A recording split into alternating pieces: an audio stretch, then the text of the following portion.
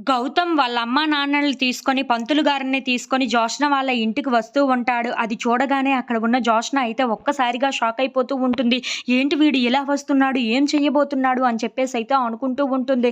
ఇంతలో అక్కడ ఉన్న గౌతమ్ మాత్రం మేము నిశ్చితార్థం చేసుకోవడానికి రెడీగా ఉన్నాము. అందుకే నిశ్చితార్థం ముహూర్తం పెట్టిద్దామని పంతులు గారిని తీసుకొని వచ్చాను అని చెప్పేసైతే అంటూ ఉంటాడు. ఆ మాటలు వినగానే అక్కడ ఉన్న కార్తీక్ అయితే, అవునా! ఇది చాలా మంచి పని చేశావు గౌతమ్. నువ్వు త్వరగా నిశ్చితార్థం చేసుకుంటే చాలా బావుంటుంది కదా!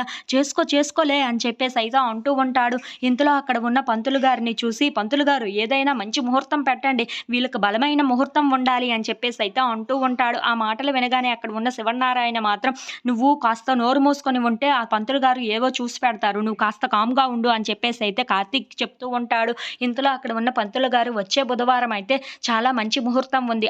ఆ టైంలోనే వీళ్ళిద్దరికీ నిశ్చితార్థం చేసేస్తే చాలా బావుంటుంది అని చెప్పేసైతే అంటూ ఉంటాడు. ఆ మాటలు వినగానే అక్కడ ఉన్న కార్తీక్ అయితే, అది చాలా మంచి ముహూర్తమే కదండీ! చాలా గట్టి ముహూర్తమే కదండీ!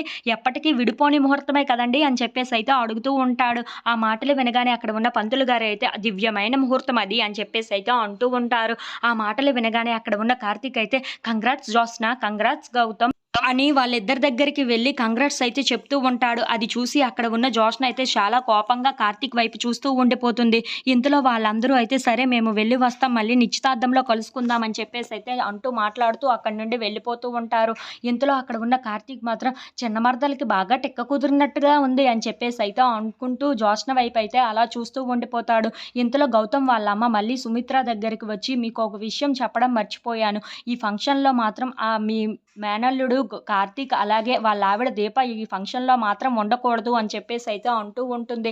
ఆ మాటలు వినగానే అక్కడ ఉన్న సుమిత్ర అయితే, ఎందుకని అలా మాట్లాడుతున్నారు అని చెప్పి అడుగుతూ ఉంటుంది. ఇంతలో అక్కడ ఉన్న గౌతమ్ వాళ్ళ అమ్మ మాత్రం, ఎందుకంటే అప్పుడు నా కొడుకుని ఎలా అవమానించిందో మీకు తెలియదా? అలా అవమానించిన వాళ్ళతో మేము ఆ ఫంక్షన్ జరిపించుకోవాలనుకోవటం లేదు. అందుకే ఈ ఫంక్షన్‌లో వాళ్ళు ఖచ్చితంగా ఉండకూడదు. అలా ఉండినట్లయితే ఆ ఫంక్షనే జరగదు అని చెప్పేసైతే అంటూ ఉంటుంది. ఆ మాటలు వినగానే అక్కడ ఉన్న జోష్న ఇంట్లో ఉన్న వాళ్ళందరూ అయితే ఒక్కసారిగా షాక్